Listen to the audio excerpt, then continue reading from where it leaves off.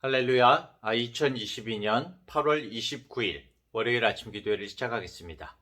오늘도 주님의 귀한 말씀을 함께 묵상하고 또 함께 기도함으로 복된 하루를 시작하는 우리 성도님들 되시기 바랍니다. 오늘 하나님의 말씀은 데살로니가 후서 1장 1절부터 12절까지의 말씀입니다.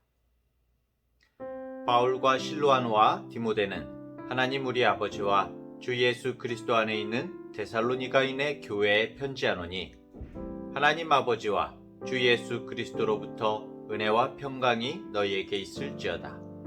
형제들아, 우리가 너희를 위하여 항상 하나님께 감사할지니 이것이 당연함은 너희의 믿음이 더욱 자라고 너희가 다 각기 서로 사랑함이 풍성함이니 그러므로 너희가 견디고 있는 모든 박해와 환난 중에서 너희 인내와 믿음으로 말미암아 하나님의 여러 교회에서 우리가 친히 자랑하노라.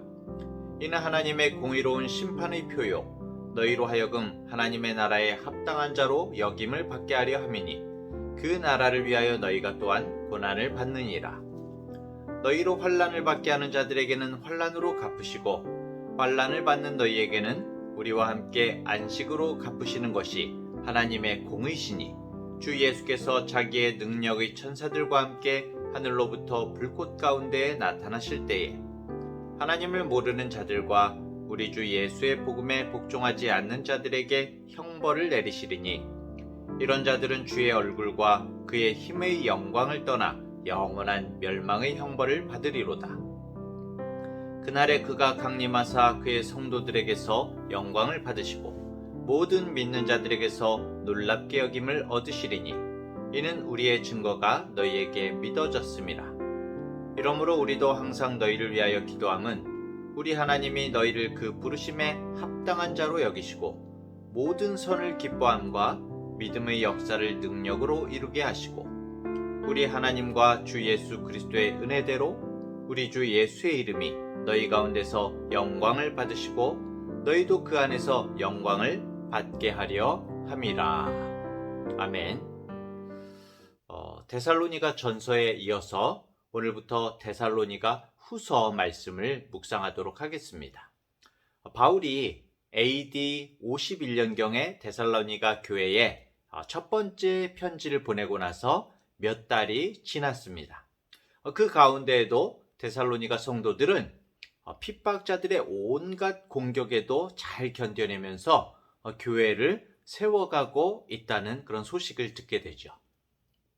하지만 바울은 데살로니가 교회에서 들려오는 몇 가지 문제들에 대해서 염려하고 있었습니다. 그래서 다시금 시간을 내어서 편지를 써야만 했는데 그것이 바로 데살로니가 후서이죠. 데살로니가 후서의 주된 내용은 주님의 재림에 대한 거짓 가르침에 현혹되지 말고 그리스도께서 오시기까지 믿음을 굳게 잡아라 라는 그런 권면인데요. 당시에 데살로니가 교회에서는 핍박이 거세지면서 일부 성도들이 지금 우리는 대환란을 겪고 있다. 주의 날이 이미 임했다. 이제 모두 다 끝이다. 라는 그런 생각을 갖게 되었습니다. 이렇게 되니까 그리스도께서 갑작스럽게 임하시리라는 그런 말씀을 오해해서 일상생활에도 충실하지 않고 이제 다 끝이니까 제멋대로 사는 사람들이 생겨난 겁니다. 잘못된 이단들의 공통점이 있죠. 그것은 현실의 모든 것은 얼마 남지 않았으니까 이제 세상 다 끝났으니까 다 소용없으니까 가정이고 직장이고 뭐 다 내려놔라. 모든 삶 자체를 다 내려놓으라고 요구한다는 것이죠. 우리나라에서도 시한부 종말론이나 신천지에서 사람들을 미혹하고 또 희생을 강요하기 위해서 이런 말도 안 되는 주장을 한다는 것입니다. 바울은 이런 어떤 그 말세, 하나님의 주님의 오심에 대한 이런 본격적인 이야기를 시작하기 앞서서 1장에서는 이 꾸짖기 전에 먼저 이들을 격려하고 칭찬하는 말을 하고 있습니다. 먼저 박해와 환난 가운데에도 계속해서 자라나는 이 성도들의 믿음과 사랑에 대해서 하나님께 감사를 드리고 있는 것으로 1장을 시작하고 있죠. 데살로니가 교인들은 하나님과의 관계에서 믿음이 더욱 자라날 뿐만 아니라 다른 지체들과의 관계에서도 사랑이 풍성했다라고 그렇게 말하고 있습니다. 그렇죠. 사실 바른 믿음은 우리가 하나님과의 깊은 관계만을 나타내는 것이 아니라 이웃들과의 관계에서도 더욱더 풍성하여지는 것이 바른 믿음인 것입니다. 주여 주여 말은 하면서도 다른 모든 사람들과의 관계가 엉망이라면, 돌아보지 않는다면 그것은 문제가 있는 것이죠. 바울은 이렇게 믿음의 진보를 이루고 있는 데살로니가 교인들에게 믿는 자가 당하는 환난에 대해서 설명을 하고 있습니다. 데살로니가 교인들이 막 한창 환난을 당하고 있잖아요. 이렇게 환난을 당하는 것을, 자신들이 환난을 당하면서 과연 이 하나님의 심판이 공의로운가에 대해서 의문을 가질 수가 있었을 것입니다. 당연하겠죠. 전능하신 하나님께서 왜 자기 백성이 환난과 고통을 당하도록 이렇게 내버려 두시는가, 이 부분에 대해서 굉장히 마음 가운데 고심하고 의문을 가졌을 것입니다. 이것은 과거와 현재를 불어나고 모든 성도들이 한 번쯤 생각하게 되는 그런 의구심이죠. 그런데 바울은 성도가 받는 환난에 대해서 오히려 하나님의 공의로운 심판의 표라 이렇게 말을 하고 있습니다. 5절 말씀입니다. 이는 하나님의 공의로운 심판의 표요 너희로 하여금 하나님의 나라에 합당한 자로 여김을 받게 하려 함이니. 환난은 성도들을 하나님의 나라에 합당한 자로 여기심을 얻게 하시려는 하나님의 섭리 가운데 있는 일이다. 장차 성도들을 박해하고 예수의 복음에 복종하지 않은 자들에게는 하나님의 형벌이 당연히 있을 것이다 라고 그렇게 말을 하고 있는 것입니다. 8절을 볼까요?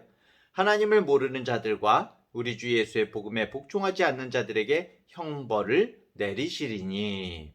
하나님께로부터 형벌을 받는 자들은 하나님을, 어떤 사람들이요? 하나님을 모르는 자, 그리고 우리 주 예수의 복음에 복종하지 않는 자들이다, 이렇게 나와 있습니다. 세상 사람들 가운데는 이런 질문을 하는 사람들이 있습니다. 하나님이 사랑이시라는데 그럼 왜 모든 사람들을 천국에 보내야지? 어떻게 그 무서운 지옥으로 보낸단 말입니까? 이렇게 말을 하는 사람들이 있죠. 근데 여러분, 우리가 지옥이 어떤 곳인지 생각을 해보게 되면은 당연히 이해가 됩니다. 하나님을 안 믿는 자체가 바로 지옥인 것입니다. 지옥은 하나님이 안 계신 곳이 지옥이거든요. 하나님이 안 계신 곳은 그 어디든지 지옥인 것이죠. 하나님이 안 계신 곳에는 믿음이 없고 사랑이 없고 소망이 없습니다.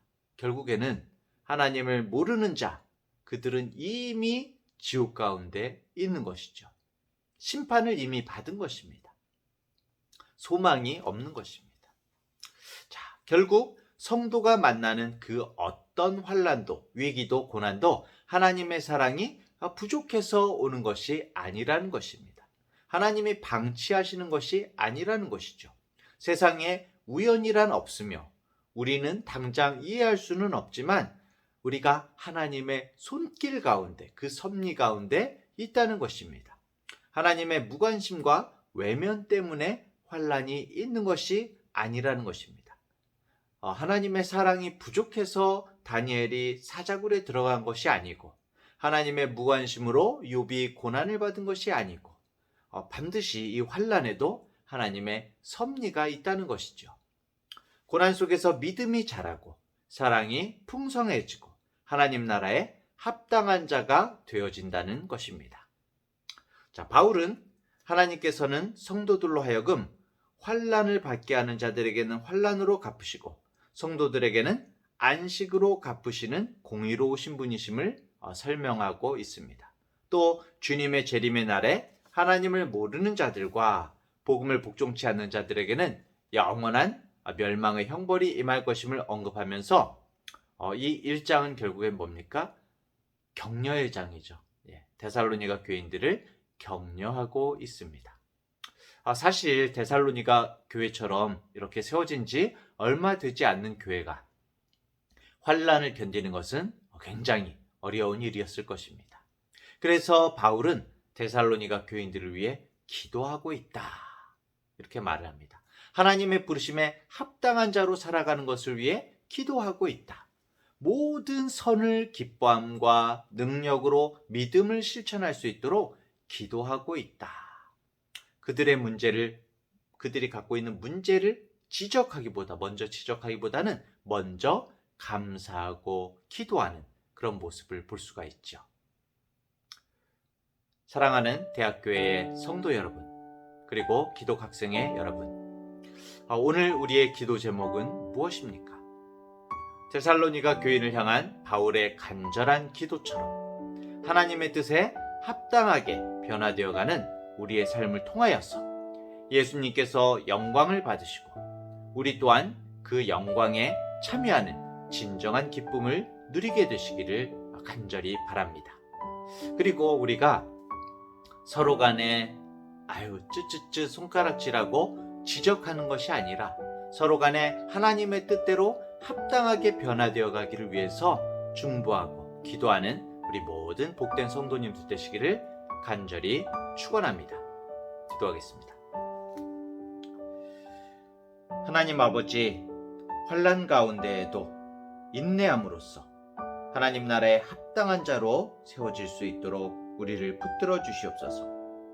환난과 고난이 하나님의 외면이나 사랑의 단절 때문이 아님을 우리가 더욱 절실히 깨닫게 하시고, 여러 환난과 고난 가운데서도 하나님의 섭리를 발견하게 하시고, 고난 중에도 하나님의 손을 놓치지 않게 주님 붙들어 주시옵소서. 그래서 하나님의 방법으로 환난을 이기고 하나님께 영광 돌리는 우리 성도들 되게 하여 주옵소서. 날마다 주님과 동행하기를 원합니다. 감사드리며 예수님의 이름으로 기도합니다. 아멘.